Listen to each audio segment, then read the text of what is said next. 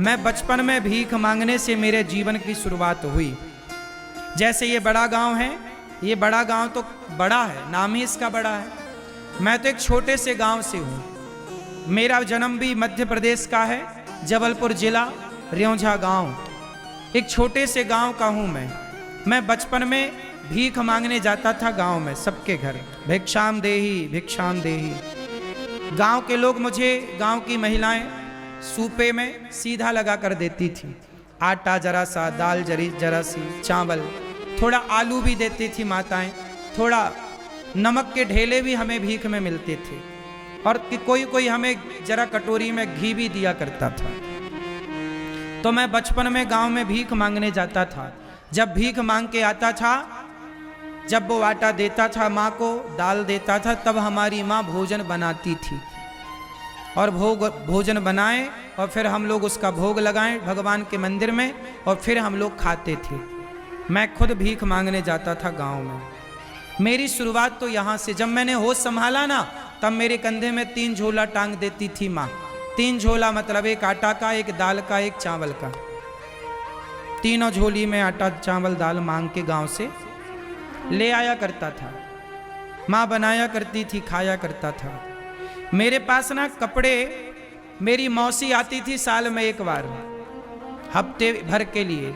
तो मेरी मौसी, मेरा एक भाई है मौसी का लड़का, वो शहर में रहता था, तो वो जीन्स शहर के लोग पहनते थे, हम गांव के थे, शुद्ध गांव के, तो जीन्स हमारे यहाँ नहीं था।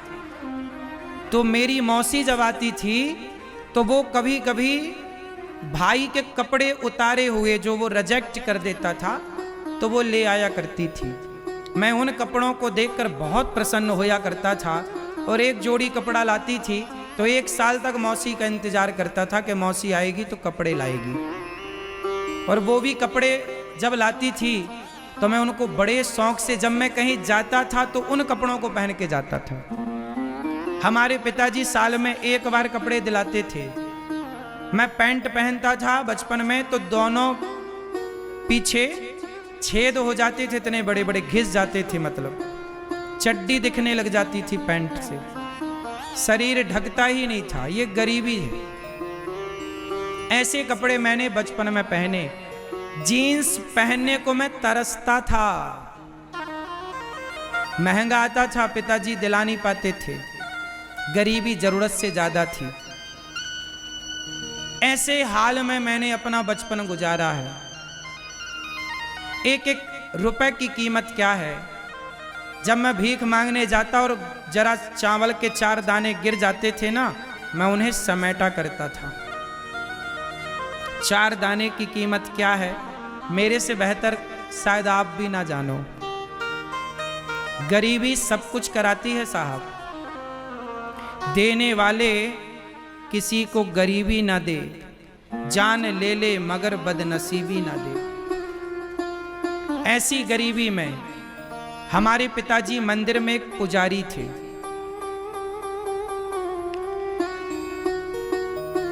ठाकुरों का, वहां पे जमींदारों का, बड़े बड़े लोगों का मंदिर था। मंदिर बनाया तो उन्होंने पुजारी के रूप में हम लोगों को रखा।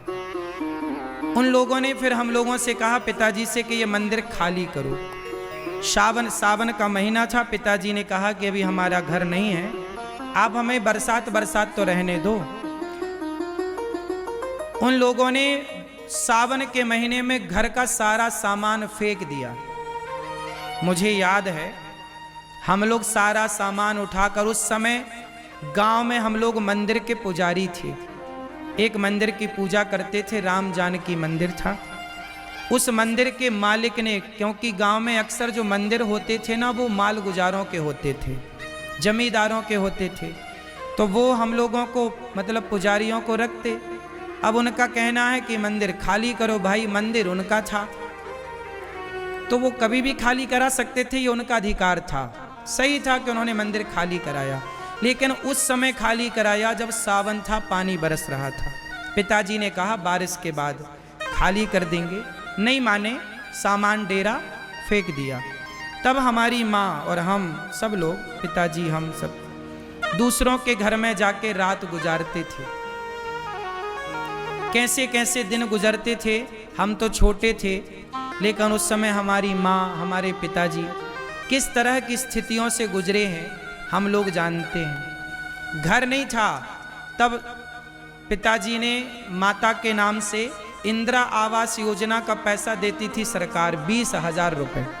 उसमें 5,000 घूस देनी पड़ती थी, जिसमें 15,000 रुपये मिलते थे। उस 15,000 रुपये में पिताजी ने घर बनवाया था। एक 18x20 का एक प्लॉट है, 18-20 का एक प्लॉट है। पिताजी ने पहले उससे ले रखा था, पर उसमें घर नहीं बना, तो 20,000 रुपये मिले, 15,000। उस 15,000 में घर बनाए और उसमें हम लोग रहे। आप आश्चर्य मानेंगे, उस घर में अभी भी हम लोग रहते हैं। घर वही है, पहले चिनाई मिट्टी की हुई और जैसे तैसे पिताजी ने बनाया, उसी को फिर उसी पे हम लोग अभी कोरोना काल में भी हम लोग उसी गांव में उसी घर पे रहे। अभी कोरोना काल में भी अभी भी हमारे बड़े भैया वहीं पर रहते हैं। ये वो घर है, आप टीवी पे देख सकते हैं। ये वो घर है, पहले एक ही छत थी कच्ची सी, फिर उसको बनाए। ये मंदिर जिसमें हम लोग पूजा करते थे। ये हमारा गांव है, जिस गांव में हम लोग, हमारा जन्म हुआ, हम पले बढ़े। ये हमारे गांव में एक तालाब है, जिस तालाब में हम लोग नहाते थे, और ये घर के ठीक सामने था। ये वही घर है जिस घर में हम लोग बचपन में रहे। बाद में इस घर को खाली, ये वो मंदिर है, आप देखिए टीवी पर, ये राम जानकी मंदिर है ना, हम इस मंदिर में रहा करते थे। तो अब तो हम लोग इस मंदिर में जाते हैं। ये मंदिर है, इस मंदिर में हम लोगों का बचपन गुजरा, यहीं रहे। पर जब थोड़ा बड़े हुए तो मंदिर के मालिक ने यहाँ से हम लोगों को निकाल बाहर किया। ये जो बाउंड्री है ना, ये जब मैं छोटा था तब मेरे सामने हुई थी। ये जो राम जानकी मंदिर लिखा है ना, उसमें ये मेरे सामने ही लिखा गया था। इस बात को अब 20 साल हो रहे हैं, 20 साल। अब तो ये मंदिर भी अलग तरीके से हो गया, हमारे टाइम पे अलग तरीके से था। ये मंदिर, ये वही दरवाजे हैं, ये वही मंदिर है जिसमें हम लोग पूजा करते थे। ये बातें हम केवल आपको इसलिए बता रहे हैं कि देखो, गरीबी क्या होती है मेरे से बेहतर कोई ना जानता होगा। जरूरतें क्या होती हैं, हमारी तो रोटी की भी जरूरतें पूरी नहीं थी, कपड़े की भी जरूरतें पूरी नहीं थी, मकान तो था ही नहीं। रोटी, कपड़ा, मकान कुछ भी नहीं था हमारे पास, जरूरतें पूरी नहीं हो पाई। लेकिन ये दास अनिरुद्ध ने भगवान की कृपा से पढ़ाई की, और पढ़ करके 2006 में मैं पढ़ने वृंदावन आया, और वृंदावन में पढ़ाई की, और पढ़ने के बाद समाज की सेवा की। और जब मैं काम करने लगा, मैं पैसे कमाने लगा, तो मुझे पैसे जरूरत से ज़्यादा मिलने लग गए। मुझे इतने पैसे मिलने लग गए कि मैं कपड़े भी पहनने लग गया, मैंने रोटी भी पेट भर खाना शुरू कर दिया, और भगवान की कृपा से सब ठीक हुआ। फिर मुझे लगा कि अब तो पैसा मेरी ज़रूरत से ज़्यादा आ रहा है।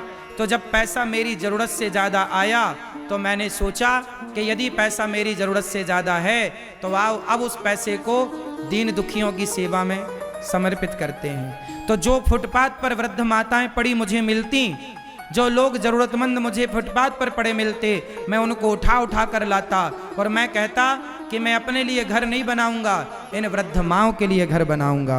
और आज पूरा गौरी गोपाल 290 वृद्ध माताएं रहती हैं। आज भी आप वृंदावन घूम के आना, आज भी मेरे पास घर नहीं है, मैंने घर नहीं बनाया अपने लिए। आज भी मेरे पास कोई घर नहीं है। जो वृद्ध माताएं जहां रहती हैं, उन माओं की तरह एक कमरे में ये दास अनिरुद्ध भी रहता है। मैंने आज तक अपने लिए कोई बड़ा घर नहीं बनाया कि ये घर कोई कह सकता कि ये महाराज जी का घर है। घर नहीं बनाया, मैंने वृद्ध माओं के लिए घर बनाया। जो गौरी गोपाल वृद्धाश्रम है वो वृद्ध माओं का घर है, और 290 माएँ रहती हैं। मैं पैसा कमाता हूँ साहब, लेकिन मेरी जरूरतें को पूरी होने के बाद भी जब विधाता ने दिया, तो मैंने उस पैसे से सिगरेट नहीं पी, मैंने उस पैसे से बड़ी बड़ी गाड़ियां लेके घमंड नहीं दिखाया, मैंने उस पैसे से शराब नहीं पी, मैंने उस पैसे से उन बेसहारा माओं को सहारा दिया। क्योंकि मुझे पता है कि घर से कोई आपको निकाल दे तो उसकी पीड़ा क्या होती है। जब कोई आपको घर से निकाले तो तकलीफ क्या होती है। मैं जानता हूँ उन माँओं की पीड़ा, जिन माँओं के अपने बेटे उनको घर से निकाल देते हैं, उन माँओं की पीड़ा शायद आप कभी जान भी ना पाओ। मुझे घर से निकाला गया था गांव के कुछ लोगों के द्वारा, मैं जानता हूँ कि घर से निकाल देने की पीड़ा क्या है। शायद भगवान ने मेरे जीवन में जो इतना संकट, इतना कष्ट, इतना दुख भेजा था ना, शायद वो मेरी पढ़ाई थी कि बेटा पहले तू सब जान ले कि कष्ट क्या होता है, गरीबी क्या होता है, तकलीफ क्या होती है। जब तक आप तकलीफ नहीं जानते ना, तब तक तकलीफ समझते नहीं हैं। इसलिए मैं जानता हूं कि बेसहारा माँओं का दर्द क्या है। इसलिए गौरी गोपाल आश्रम में मैं समय निकाल कर, इतना व्यस्त होने पर भी समय निकाल कर मैं उन सभी माँओं के पांव दबा करके अपने पुत्र धर्म का पालन करता हूं। पैसे कमाता हूं साहब, चोरी नहीं करता। देखो ना, 3 घंटे ददरुआ धाम में कथा सुनाता हूं और वहां से भाग के यहां आता हूं, 3 घंटे आपके बीच में कथा सुनाता हूं, ओवर टाइम काम कर रहा हूं। किसके लिए? तुम्हारे परिवार में 4 लोग हैं ना, तुम उसके लिए करते हो। हमारी वृद्ध माएँ हैं, हम उनके लिए कमाते हैं, कमाना पड़ेगा। नहीं कमाए तो गौरी गोपाल में चूल्हा कैसे जलेगा। तुमसे कहते हैं थोड़ा थोड़ा सहयोग करो, कुछ लोग करते हैं, कुछ लोग हंसते हैं कि देखो भिखमंगा मांग रहा है भीख। क्या करें साहब, मांगना पड़ता है। कोई अपने लिए थोड़ी मांग रहे हैं, हमारे अपने लिए तो हमारी अपनी जरूरतें कुछ है ही नहीं, इच्छाएं भी नहीं है। अब हमारी कोई इच्छा नहीं है। बताओ हमें क्या बनना है? जो बनना था बिहारी जी ने बना दिया। हम तो भिख मंगे थे, भीख मांगते थे गांव में, हमें तो बिहारी जी ने जो बना दिया वो हमारी औकात से करोड़ों गुना ज्यादा है। अब क्या इच्छा है? कोई कामना नहीं, मेरी कोई इच्छा नहीं है। इच्छा केवल इतनी है कि गौरी गोपाल आश्रम में जो माएँ हैं ना, उनको समय पर रोटी मिलती रहे।